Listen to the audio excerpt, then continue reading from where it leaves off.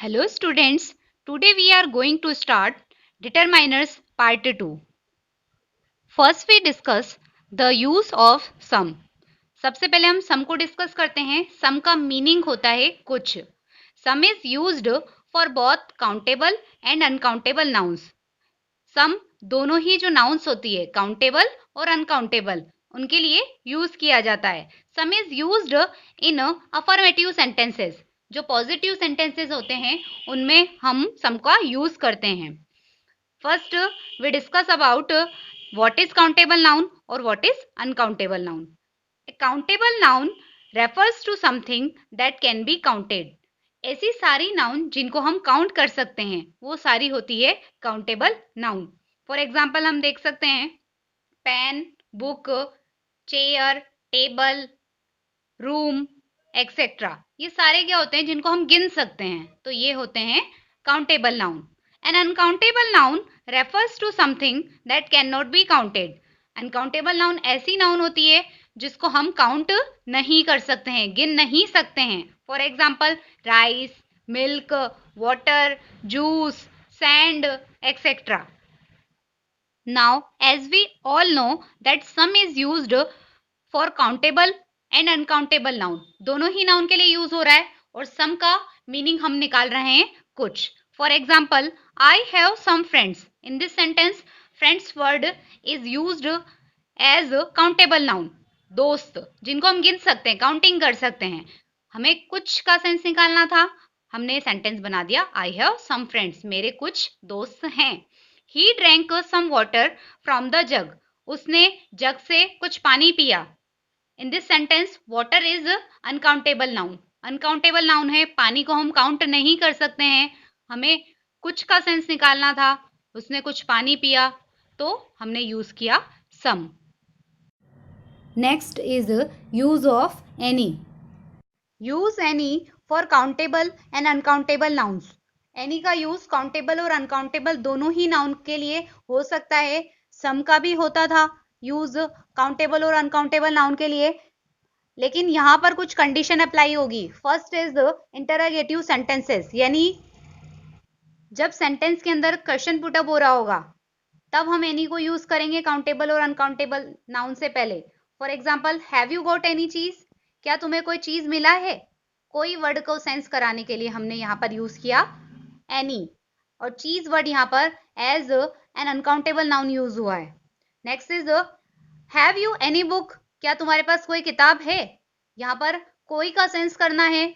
Book is used as a countable noun, तो यहाँ पर हमने एनी को यूज किया. सेकेंड कंडीशन होती है इन नेगेटिव सेंटेंसेस. जितने भी नेगेटिव सेंटेंसेस हैं, अगर उसमें हमें कोई का सेंस निकालना है तो हम वहां पर एनी को यूज करते हैं. For example he did not do any work. उसने कोई काम नहीं किया था, तो यहाँ पर हमने नेगेटिव सेंटेंसेस में भी इसको यूज किया. Do you have any time for me. क्या तुम्हारे पास मेरे लिए कोई टाइम है. यहाँ पर इंट्रोगेटिव सेंटेंस के थ्रू भी हम एनी को यूज कर रहे हैं. इस तरह से हमने सम और एनी का यूज किया. Next is much and many. How to use much and many? Both much and many are used to talk about an indefinite quantity or number. इन्हें हम indefinite quantity और number के लिए यूज करते हैं. Much is used before an uncountable noun. यानी much use होता है uncountable noun से पहले. Much का यूज हम करते हैं क्वांटिटी को शो करने के लिए. इसका मीनिंग होता है much का ज्यादा. For example he has not much gold and silver. Gold और सिल्वर दोनों ही अनकाउंटेबल नाउन है. हमें यहाँ पे सेंस करवाना है ज्यादा. He has not much gold and silver. उसके पास ज्यादा गोल्ड और सिल्वर नहीं है. यहाँ पर गोल्ड और सिल्वर दोनों ही क्वांटिटी को शो कर रहे हैं. Next example is there isn't much oil in the bottle. Bottle में ज्यादा ऑयल नहीं है. लिक्विड क्वांटिटी को बता रहा है ऑयल. हमें ज्यादा के लिए सेंस करवाना है, हमने यूज किया मच. वहां पर ज्यादा ऑयल बॉटल में नहीं है. Many is used before countable noun. Many को हम, जिसका मीनिंग होता है कई, बहुत ज्यादा, इसका मीनिंग हम निकालते हैं काउंटेबल नाउन के साथ। जहां पर काउंटेबल नाउन यूज होगी, हमें कई का सेंस निकालना होगा, हम यूज करेंगे many. For example, Ram has many story books. Ram के पास कई स्टोरी बुक्स है। There are not many boys in the class. Class में कई लड़के नहीं हैं। I have many friends. मेरे कई दोस्त हैं। तो हमने ऐसा देखा कि जब हमें कई का मीनिंग सेंटेंस में निकालना होता है, हम मेनी को यूज करते हैं, बट हम मेनी को काउंटेबल नाउन से पहले ही यूज करते हैं। अगर हमें ज्यादा का सेंस निकालना होता है तो हम मच का यूज करते हैं, और वो भी अनकाउंटेबल नाउन से पहले करते हैं। Next is use of few, a few, the few. तीनों को हम एक साथ पढ़ेंगे। Few means not many, hardly any. Few का मतलब होता है ज्यादा नहीं, मुश्किल से ही कोई। यानी हम नेगेटिव सेंटेंस में इसको यूज कर सकते हैं। Few has a negative meaning. इसका नेगेटिव मीनिंग होता है it is used before plural countable nouns. यानी इसका यूज हम प्लूरल काउंटेबल नाउन से पहले करते हैं। For example, few persons can keep a secret. यानी न के बराबर लोग ही रहस्य रख पाते हैं। I have few friends. मेरे न के बराबर दोस्त हैं। I feel lonely. मुझे लोनली फील होता है। I wish I had more. मैं ऐसा विश करता हूं कि मेरे और भी दोस्त होते। Next is a few. A few means some. यानी इसका मीनिंग होता है सम, कुछ या थोड़ा। A few has a positive meaning. यानी ऐसी जगह पर जहां पर पॉजिटिव सेंस निकल रहा है, वहां पर हम अ फ्यू को यूज करते हैं। It is also used before plural countable noun. Plural countable noun से पहले इसका यूज करते हैं। There are a few chairs in the room. यानी कमरे में कुछ चेयर्स हैं, यानी उनको काउंटेबल माना है, उनको गिन सकते हैं। सम का सेंस वो दे रही है। We received a few letters today. आज हमें कुछ लेटर्स प्राप्त हुए। लेटर्स काउंटेबल है, हमें सम का सेंस निकालना है, इसीलिए हमने यहाँ पर यूज किया a few. Next is the few. The few means not many but all there are. ज्यादा नहीं, लेकिन जितनी है उतनी सारी। It is used before plural countable nouns. यानी इसे भी हम प्लूरल काउंटेबल नाउन से पहले यूज कर सकते हैं। For example, the few friends he had left him when he was in trouble. जब वो मुसीबत में था तो उसके जितने भी दोस्त थे, उसने उसे मुसीबत में ही छोड़ दिया। Now we can see, few को हम यूज करेंगे for not many, hardly any, यानी न के बराबर, ज्यादा नहीं। अ फ्यू हम यूज करेंगे for the meaning of some के मीनिंग के लिए, यानी कुछ या थोड़ा। The few is used for not many but all there are. यानी जितना है उतना सारा। हालांकि ये ज्यादा नहीं होता है, लेकिन जितना है उतना सारा। तीनों ही, फ्यू, अ फ्यू और द फ्यू, इन तीनों को ही हम प्लूरल काउंटेबल नाउन्स से पहले यूज करेंगे।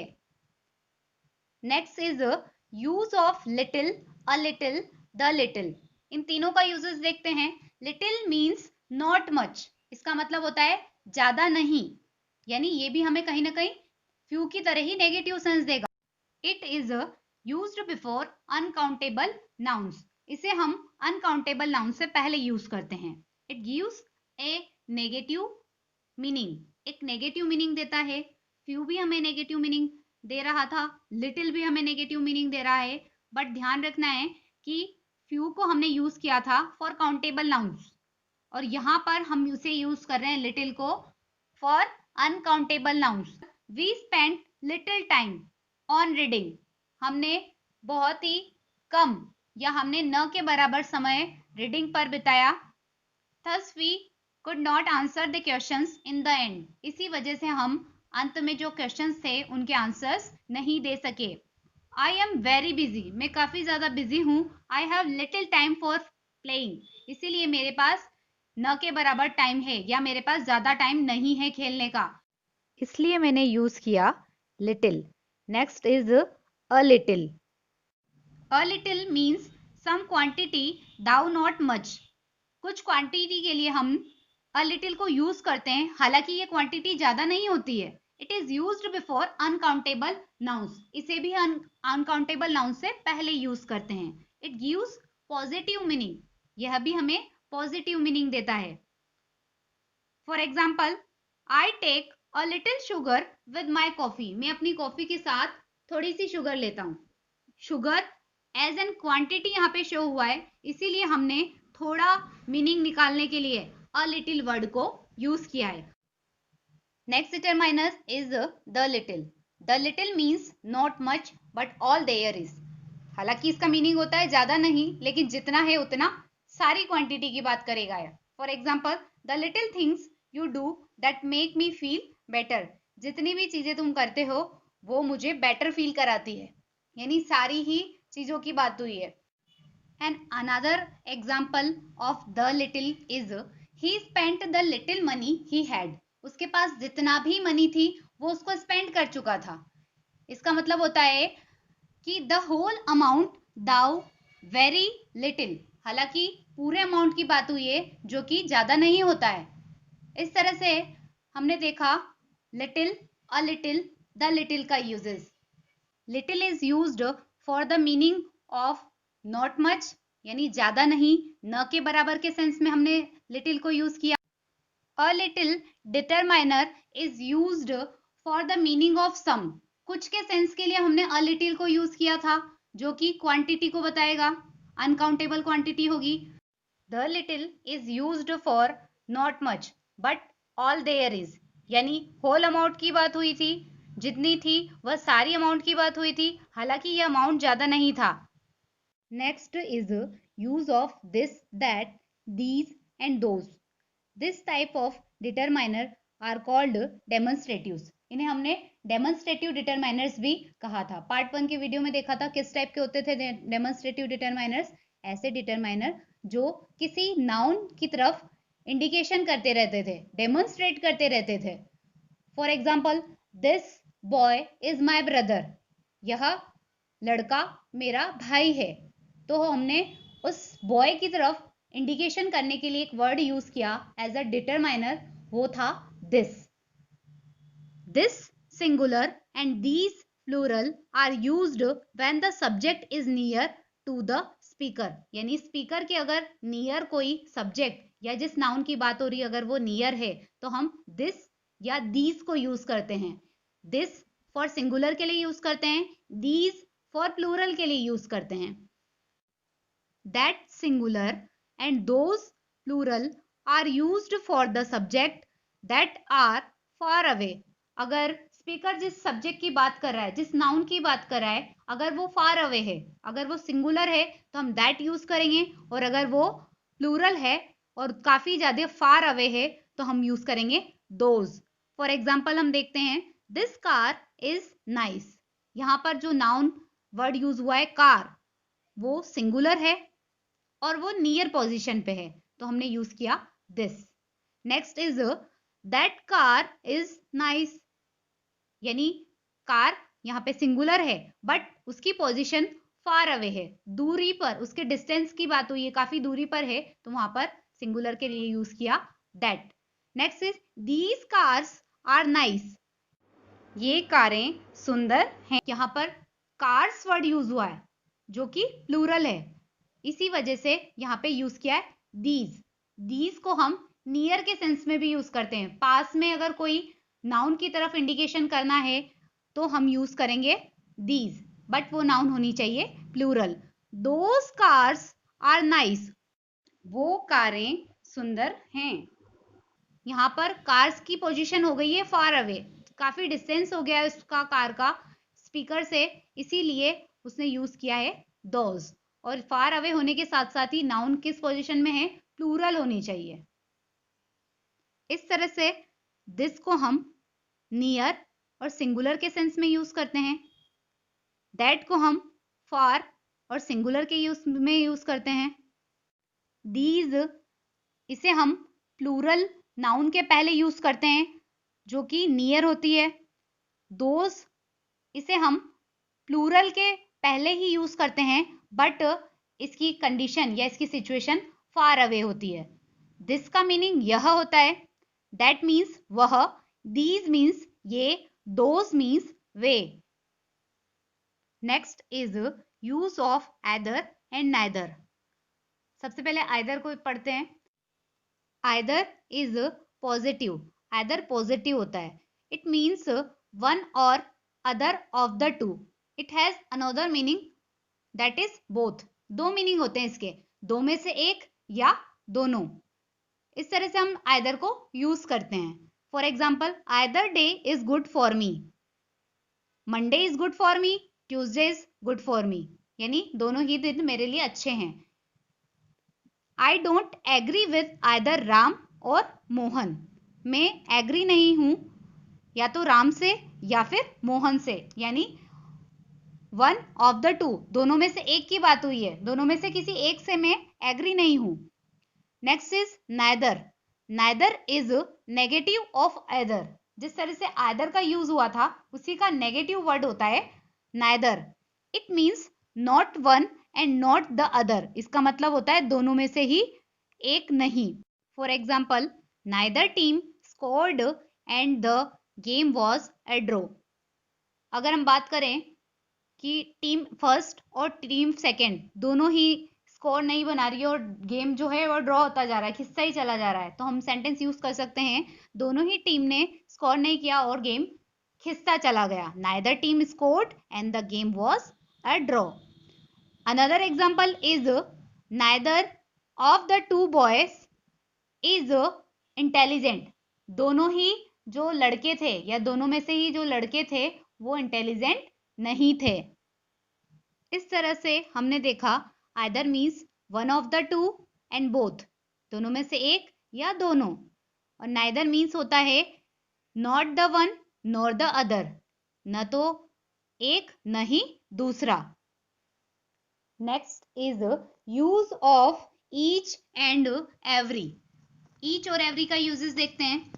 ईच का मीन्स होता है हर एक, एवरी मीन्स होता है प्रत्येक। Each is a way of seeing the members of a group as individuals. जब हम किसी ग्रुप के मेंबर्स की जब बात करते हैं और जब उनकी बात हम इंडिविजुअली करते हैं, अलग अलग करके जब हम बात करते हैं किसी ग्रुप में से, तब हम यूज करते हैं ईच, यानी हर एक। While every is a way of seeing a group as a series of members. जब हम more than two members में से जब उनके ग्रुप की एक साथ बात करते हैं, यानी उनकी पूरी सीरीज की एक साथ बात करते हैं, तब हम यूज करते हैं एवरी। एवरी मीन्स प्रत्येक। These distributives can only be used with countable nouns, यानी इनके बाद केवल काउंटेबल नाउन्स आती है, यानी इसके बाद सिर्फ हम काउंटेबल नाउन्स को ही यूज करेंगे। They are normally used with singular nouns. इन्हें नॉर्मली हम सिंगुलर नाउन्स के साथ यूज करते हैं। For example, I gave each plant some water. मैंने हर पौधे को थोड़ा पानी दिया, यानी यहाँ पर हर एक पौधे की इंडिविजुअली अगर हम बात कर रहे हैं तो हम यूज करेंगे ईच, और ईच के बाद जो नाउन यूज की है वो भी सिंगुलर यूज की गई है। Each Monday he buys a kilo of apples. हर मंडे को वो 1 किलो एप्पल्स खरीदता है। यहाँ पे बात हुई है हर मंडे की, यानी पूरे डेज में से सिर्फ मंडे मंडे अलग करके इंडिविजुअली बात हुई है, तो यहाँ पर यूज किया है each. Every word of this letter is correct. प्रत्येक शब्द जो है इस लेटर का वो सही है, यानी सारे ही वर्ड्स की एक सीरीज में बात हो रही है, कंप्लीट वर्ड्स की बात हो रही है। जब इनको एक साथ हम मोर देन 2 वर्ड्स के लिए एक साथ सीरीज में हमने यहाँ पे यूज किया है, तो हमने यूज किया every. Each can also be used with plural nouns and pronouns but must be followed by of. यानी ईच के बाद हम प्लूरल नाउन्स या प्रोनाउंस को भी यूज कर सकते हैं, लेकिन एक कंडीशन होती है कि ईच के बाद ऑफ प्रीपोजिशन का यूज होता है। Every can not be used with plural nouns. Every के बाद हम प्लूरल नाउन को यूज नहीं करते हैं। आई gave each of them a mango. मैंने उनमें से हर एक को एक आम दिया। यहाँ पर ईच के बाद ऑफ प्रीपोजिशन को यूज किया है और उसके बाद प्लूरल प्रोनाउन को यूज किया है। तो हम ऐसा कर सकते हैं, बट अगर मैं इसकी जगह एवरी को यूज कर देती तो इट कैन बी रॉन्ग, ये सेंटेंस ही गलत हो सकता है। Next example, each of the two boys has won a prize. It means दोनों लड़कों में से हर एक ने एक प्राइज को जीता, यानी यहां पर भी हमने ऐसे यूज किया है, ईच के बाद ऑफ का यूजेस हुआ है और उसके बाद आगे जाके प्लूरल नाउन को यूज किया है, two boys as a plural noun हमने यूज किया है। Next is use of all. All is used before plural countable nouns और uncountable nouns.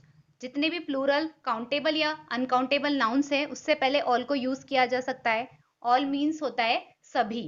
All indicates all the people और things considered as a group. जब सारे ही things और people को एक ग्रुप के रूप में माना जाता है, कंप्लीटली उनकी बात की जाती है, तब हम यूज करते हैं ऑल।